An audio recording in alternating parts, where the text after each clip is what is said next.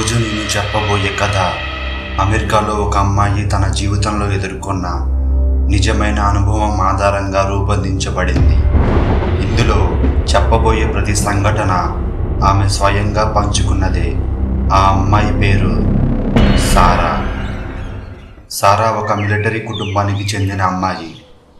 తన తండ్రి ఉద్యోగం కారణంగా వాళ్ళు తరచూ ఒక ఊరి నుంచి మరో ఊరికి మారుతూ ఉండేవారు. అలా ఒకసారి వాళ్ళ కుటుంబం కొత్తగా ఇంటికి మారింది. ఆ ఇల్లు బయటికి చూస్తే చాలా అందంగా ఉండేది.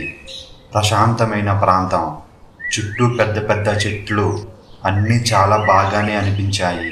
కానీ ఆ ఇంటి వెనుక ఉన్న కాంపౌండ్ వాల్ దాటితే మాత్రం ఒక పెద్ద శ్మశానం ఉండేది.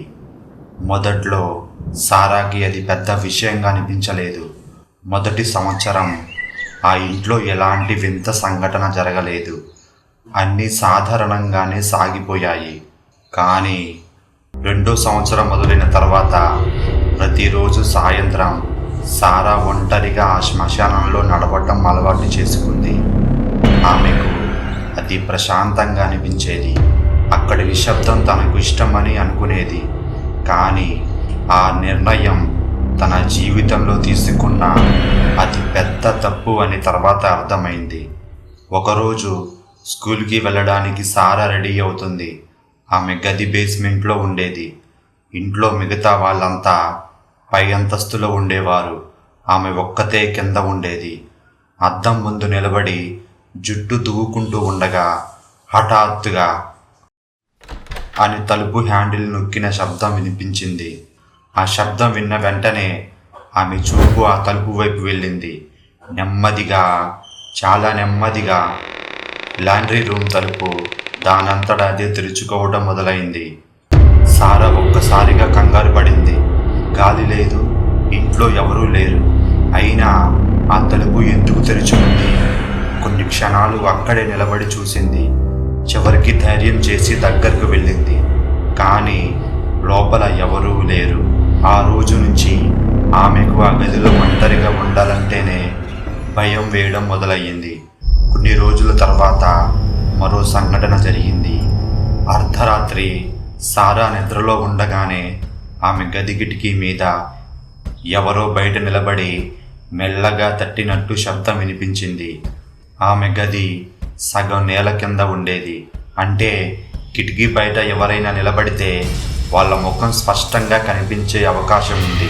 కానీ సారా కిటికీ వైపు చూడలేదు. ఎందుకంటే ఆ కిటికీ తెరిస్తే తాను చూడకూడనిది ఏదో కనిపిస్తుందనే భయం ఆమెను ఆపేసింది. కళ్ళను గట్టిగా మూసుకుంది. కొద్దిసేపటి తర్వాత ఆ శబ్దం ఆగిపోయింది. రోజులు గడుస్తున్న కొద్దీ ఆ ఇంట్లో విచిత్రమైన సంఘటనలు పెరుగుతూనే వచ్చాయి. ఒక ఉదయం సారా అలారం పెట్టడం మర్చిపోయింది. ఎవరో ఆమె చెవి దగ్గరకు వచ్చి చాలా నెమ్మదిగా వేకప్ అని చెప్పినట్టు స్పష్టంగా వినిపించింది. ఆమె వెంటనే లేచి కూర్చుంది. సమయం చూసింది. స్కూల్ బస్ రావడానికి ఇంకా కొద్ది నిమిషాలు ఉన్నాయి. అమ్మ లేపిందేమో అనుకొని అడిగింది. కానీ ఆమె అమ్మ అప్పటి వరకు నిద్రలోనే ఉందని చెప్పింది.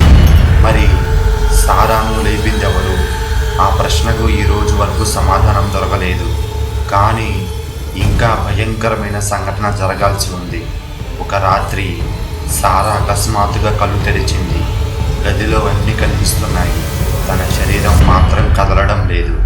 చేతులు కదలడం లేదు. కాళ్ళు కదలడం లేదు. గట్టిగా అరవాలని ప్రయత్నించింది. గొంతులో నుంచి ఒక్క శబ్దం కూడా రాలేదు. అప్పుడే గదిలోని ఒక మూలలో పైకప్పు వరకు ఎత్తు ఉన్న నల్లటి ఆకారం ఒకటి నిలబడి ఉంది. దానికి 2 ఎర్రటి కళ్ళు. ఆ కళ్ళు ఒక్కసారి కూడా రెప్పవేయకుండా సారానే చూస్తున్నాయి. ఆమె గుండె వేగంగా కొట్టుకోవడం మొదలైంది. భయంతో కళ్ళను గట్టిగా మూసుకుంది. కొన్ని క్షణాల తర్వాత మళ్ళీ కళ్ళు తెరిచి చూసేసరికి ఆ ఆకారం అక్కడ లేదు. ఆ సంఘటన తర్వాత ఒకరోజు ఈ విషయాలన్నీ సారా తన తాతయ్యకు చెప్పింది. ఆయన ప్రశాంతంగా విన్నారు. కొద్దిసేపు మౌనంగా ఉండి ఒక్క మాట మాత్రమే చెప్పారు. నువ్వు శ్మశానంలో నడవటం మొదలుపెట్టిన తర్వాతే ఇవన్నీ జరిగాయి కదా, అక్కడి నుంచి ఏదో నీ వెంట ఇంటికి వచ్చి ఉండొచ్చు అని.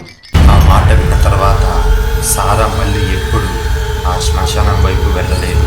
కానీ ఆ తలుపు తెరుచుకున్న శబ్దం, కిటికీ మీద వినిపించిన తట్టుడు, చెవి దగ్గరగా వినిపించిన వేకప్ అనే గొంతు, తనను గమనిస్తున్నట్టుగా అనిపించిన ఆ నల్లటి నీడ, ఇవన్నీ సారా ఈ రోజు వరకు మర్చిపోలేకపోయింది.